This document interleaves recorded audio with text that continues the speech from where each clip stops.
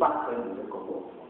Alors aujourd'hui, l'intérêt de la sauvegarde d'un État comme le nôtre passera par le réarmement moral de ceux qui sont jeunes aujourd'hui et de ceux qui sont appelés à être jeunes demain. Donc, pour moi, toutes ces questions-là ont deux réponses. Les attitudes à adopter, tout ça, il y a ces deux réponses. La première, c'est le réarmement moral des enfants et des jeunes. La deuxième réponse, quand il s'agit par exemple de comment combattre les différentes formes d'insécurité alimentaire et autres, c'est un devoir régalien de l'État. C'est un devoir régalien de l'État. Et en l'état actuel au Cameroun, l'État a failli. Je sais que ce n'est pas politiquement correct de le dire, mais l'État a failli. Parce que quand vous arrivez dans nos villages, c'est facile à Yaoundé d'être assis dans son bureau très foutu, de rouler en brado d'avoir les bons de carburant, et de se dire qu'il y a la sécurité alimentaire au Cameroun, parce que vos enfants ne connaissent même pas le petit peuple. Nous qui avons la chance, c'est une chance, de côtoyer les gens dans l'arrière-pays, il y a des Camerounais qui ne mangent pas. Ou quand ils mangent pas à leur faim. Ou quand ils arrivent à manger à leur faim, c'est un courageux qui ne mange pas équilibré. Il y a des gens qui font 5 km pour avoir de l'eau potable. Quand ils arrivent à en avoir. Il y a des tas. Et c'est d'autant plus grave que je vais terminer par là parce que je ne peux pas en parler, ça me fait extrêmement mal quand on parle de sécurité et de jeunesse. On dit jeunesse, sécurité, jeunesse, citoyenneté, de comprenez de sécurité, pour un Cameroun, machin, machin. Est-ce que vous avez, je ne sais pas si les gens ont pris le temps de compter le nombre d'enfants qui ont disparu depuis environ 6 mois au Cameroun? Les gens ne comptent pas. C'est devenu un fait. Les enfants disparaissent. C'est-à-dire, quand vous envoyez un enfant à l'école, vous êtes plus très sûr de son retour à la maison. L'enfant disparaît. Quel que soit le retrouve son corps mutilé quelque part et soulagé de quelques organes.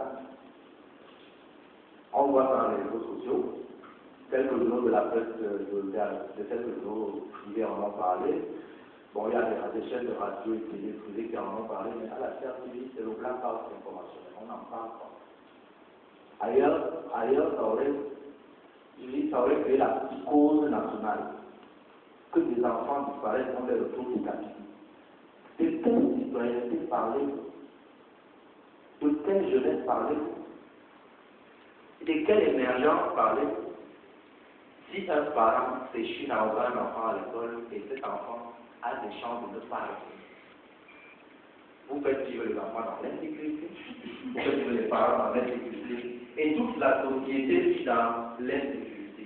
Cette insécurité ne se résume pas à la lutte contre Boko Haram. Encore, comment Boko Haram a-t-il fait pour recruter les jeunes Camerounais? C'était les jeunes gens qui avaient ça. Mais toujours, j'aimerais vous annoncer. Bon, puisque vous parlez de la sécurité des enfants et des jeunes, auprès de quelle instance doit-on s'adresser lorsque les voix des jeunes ou des enfants sont partis?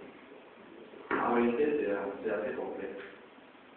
Moi, j'ai eu un entretien un jour avec un ami qui m'a dit la politique, soit tu la fais, soit elle se fait. En principe, c'est un devoir régalien de l'État d'assurer la sécurité de sa population à tous les niveaux. Parce qu'aujourd'hui, lorsque vous regardez, il y a une émission qui passe à Canal 2, je crois, au-delà des faits. Les gens sont désemparés. Il y a des gens qui vivent des drames dans les familles, interpellent la justice, les services sociaux, et se retrouvent plutôt des gigantesques murs bureaucratiques de notre pays. Arrêtez de passer de dire maintenant que si vous avez un problème à adresser au quartier, demain vous pouvez vous adresser à tel. Moi, je suis un conseiller de justice, je peux vous dire que vous avez un problème. Si vous sentez leser dans vos droits, saisissez le juge, saisissez un OPJ, saisissez le procureur public. Mais nous savons tous comment ça se passe, il finit. On sait comment ça finit. Donc, en réalité, le sujet le sous-thème qui m'a été confié est extrêmement vaste, sur lequel j'ai écrit depuis presque 6 mois. Je n'ai même pas encore fini. C'est tellement vaste. Mais je vous ai dit, quelles que soient les questions de sécurité que vous posez actuellement, actuellement au Cameroun, il n'y a que des réponses, et j'assume. Le réarmement moral des enfants et des jeunes, et l'État qui doit commencer enfin à assumer ses devoirs régaliens.